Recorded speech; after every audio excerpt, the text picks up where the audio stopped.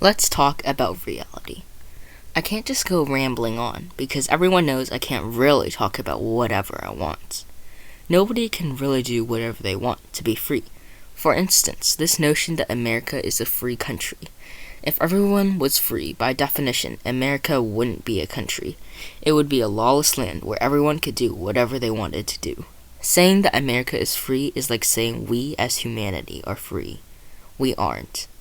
We are confined inside our physical limits, confined by physics, confined by things like wealth and greed. We are confined by our definition of freedom, which is that no one can really be free. It is something outside our reach, outside our imagination. What does this all have to do with reality? Well, life could be one big lie for all we know, because the thing is, we don't really know anything. Take, for instance, our history. History is shaped by living memory and the records of it.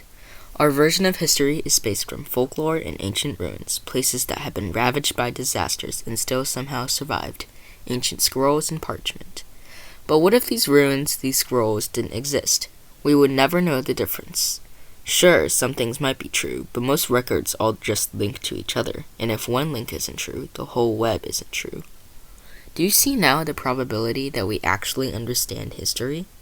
The chances that every piece of history that we accept as true every morning is actually true is quite slim. My point is, we don't know what we don't know. But does it really matter?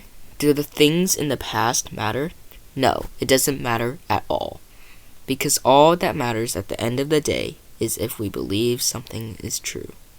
If all records of history were destroyed and stories of history outlawed, in a single generation, we could start believing that the earth was flat again. The thing is, if history is shaped by living memory and the records, then, if those are altered, are we actually altering history? You might hear all that and think, sure, ancient history might be wrong, but what I perceive right here and right now can't be wrong too. Well, you see, your perceived reality can go wrong as well.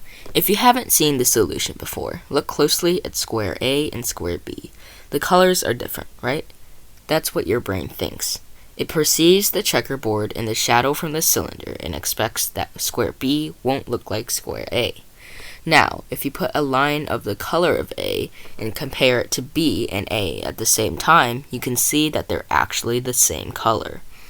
If you still don't believe me, you can search up this checker shadow illusion on the internet, and you'll see the proof that both of the squares are exactly the same. This is a very good example of our perceived reality. If that could be different from our reality, then everything could. Let me tell you a story. There's a memory that everyone forgot about me. I'm the only one who remembers.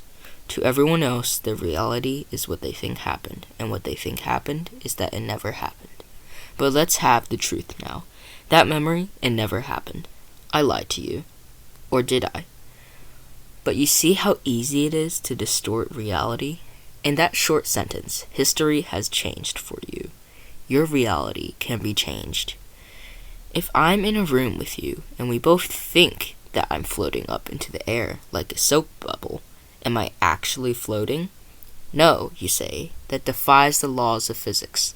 The thing is, the laws of physics were made hundreds of years ago. Or was it? Did Newton exist, or was he just a folktale passed down through the generations that over time became the truth?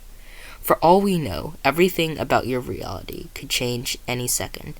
But it doesn't matter if it changes or not. As long as you believe it, it is reality for you. Now, after listening to this, are you questioning your reality? Because you should. We could all just be living in a long dream and wake up any second now to a totally different world. Or we could all be living in a simulation. What we really know is nothing. We know nothing. And that is the truth of it, no matter if you like it or not. So what, you say? So what? You've just asked me why this is important. Well, this is important because it shows us that we should define reality or reality will define us.